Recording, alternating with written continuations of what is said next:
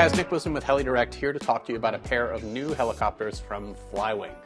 Here on my left we have the Flywing 450 version 3. This is the most recent iteration of their GPS-enabled 3D helicopter, and on my right is the fun scale Huey UH1. Nice little fun scale helicopter. Now, both of these feature the GPS-enabled flight controller called the H1. What is a GPS-enabled flight controller, you're asking? Well, it's something that sort of helps bridge the gap between the drone world and the radio control helicopter world. Let's talk about that for a minute. So GPS-enabled drones fly in such a way that you set their position, and then if you drift them one side and let go of the sticks, they simply stay there. It uses GPS to hold that position. The wind can buffet it a bit, and it'll correct all on its own to stay in that one spot until you give it another command. And whereas a radio control helicopter isn't like that. You're giving constant small corrections to hold the helicopter in place. There's no GPS involved, and you really need to be able to learn to do this as the helicopter goes through what we call different orientations, or the way the helicopter is facing. Is it sideways? Is the tail facing towards you? Etc. So these helicopters can help bridge the gap between those that are fans of drones and those who want to get into radio control helicopters. Now, how do they do that? Well, they come with 3 different flight modes, and let's talk about those. So the first flight mode is a GPS-enabled flight mode in which the helicopter behaves just like that drone. So if you get the ready-to-fly version of these helicopters, it comes with this transmitter here, and you'll notice that both sticks, if I let go of the sticks, they will return to center, much like a drone controller would. Now what that means is, if I lift off in GPS mode, and I let go of the sticks, the helicopter will stay in this position. It'll use GPS to make sure it doesn't drift in any direction, and if it gets buffeted by the wind, it will self-level and correct back to its same position. If I turn it sideways, same thing. It will stay there indefinitely in GPS mode until it runs out of battery. Incidentally, cool thing about the H1 flight controller, it does have a mode you can adjust where if it starts to run out of battery, it can actually use GPS to land itself, which is pretty cool. Okay, so how does this bridge the gap? If it just flies like a drone, it's really a drone in helicopter clothes, right? Not so much. There is a second mode that is 3D mode, in which the helicopter behaves just like a 3D helicopter. You're essentially turning the GPS off and using the left stick as a traditional collective stick. So you've got up, down, left, right, roll. You can flip the helicopter inverted. You can, control the helicopter in any way, but there's no stabilization, no self-leveling. If it drifts like this and you don't give a correction, it's going to go this way until it's out of sight, much like a traditional 3D radio control helicopter would. And the same is true of this scale version, same flight controller. You can fly this scale helicopter in full 3D mode, where you have full control of the helicopter. If you let go of the sticks, it's not going to self-correct and it won't auto-level. Now, the third mode is what's called return to home, and that is a GPS-enabled feature, and what it means is if you're flying around in GPS mode, or any mode for that matter, and you get confused and you've lost orientation, you can't tell which way the helicopter's facing anymore, flick it to return to home and let go of the transmitter, and literally the helicopter will return to the point where it took off from and land itself and shut off the motor. So if you are nervous, you're a beginner, you're scared to land, you can use this return to home feature to help you get through your first few landings successfully.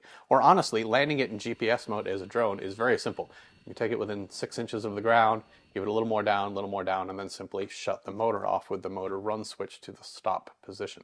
Speaking of which, handily, if you get the ready-to-fly version, all of these switches are labeled, describing the various modes and which switch position it needs to be in GPS mode or 3D mode, the run stop for the motor, as well as the invert switch. Now we're going to talk about this. So the helicopter also has a couple of, I'm going to call them gimmicks, okay?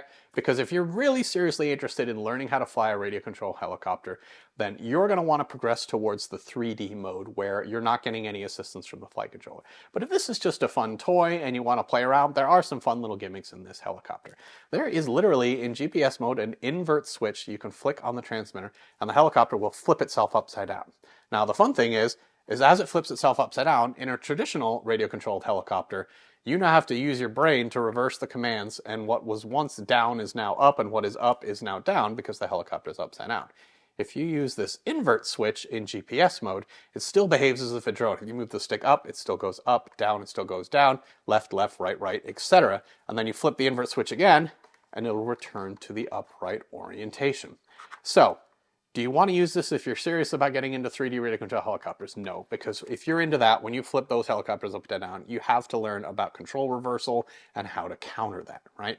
But this is a fun gimmick if you want to be able to fly the helicopter around inverted, maybe impress some friends for a laugh, then it's perfectly fine to go ahead and use this feature.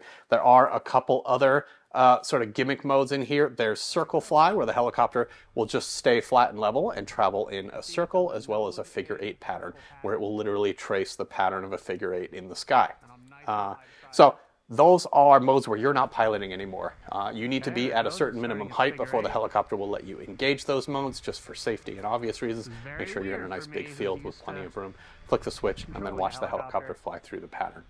Flip the switch off, you're back to GPS mode and off and running. In 3D mode, those modes will not work. In 3D mode, you are in control of all parameters of the helicopter.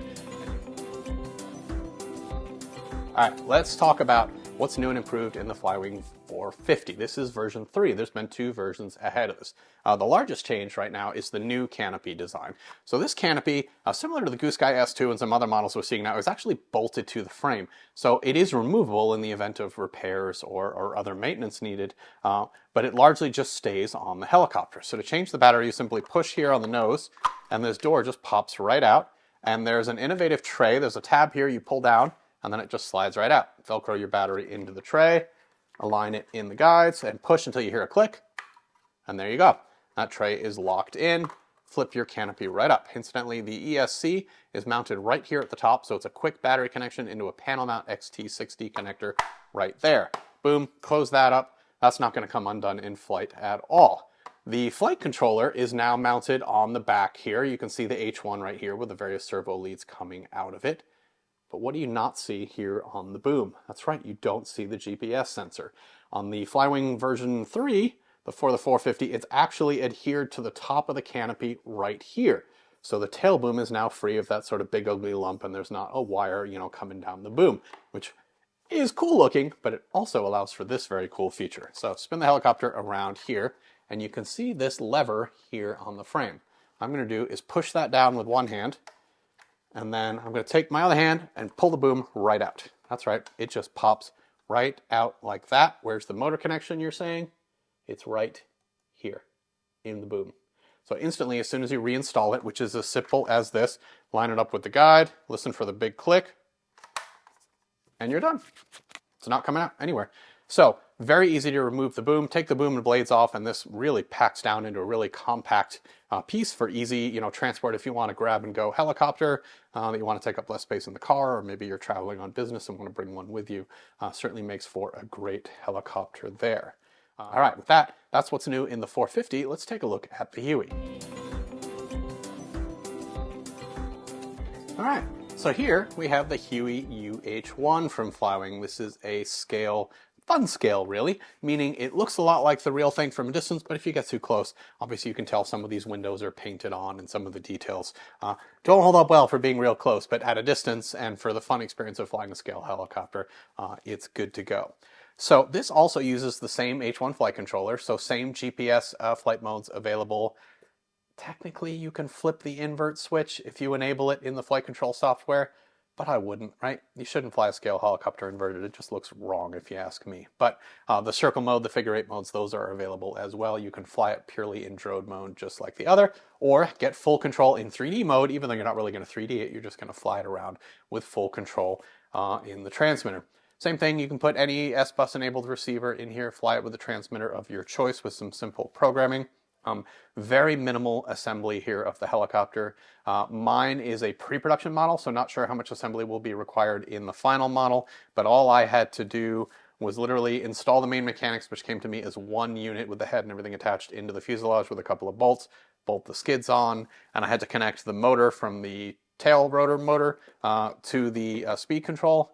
And the cable from the GPS sensor to the flight controller. Incidentally, the GPS sensor here is in the boom somewhere around here, nicely secured and also out of sight, right? So it doesn't ruin the scale and appearance of the helicopter. So Flywing's clearly figured out how to conceal these now in these newer helicopters.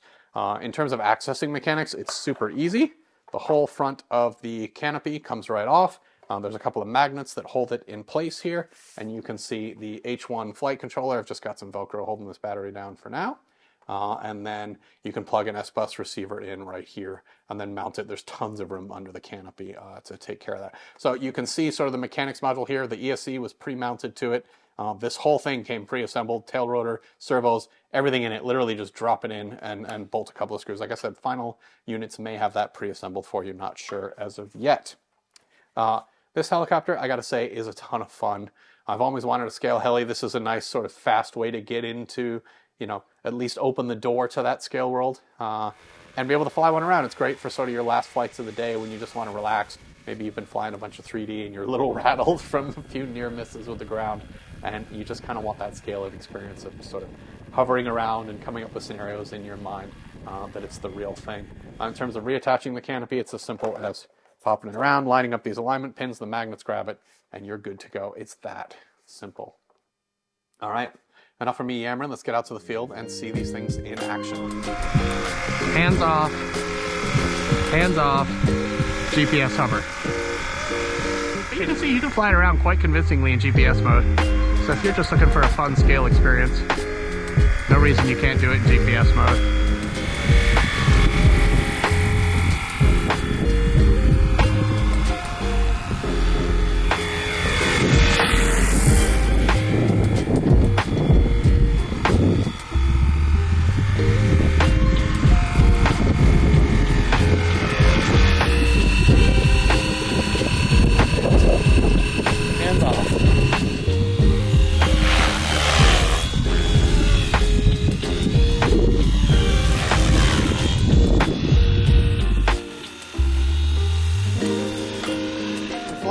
What do we think? So let's talk about the Flywing first.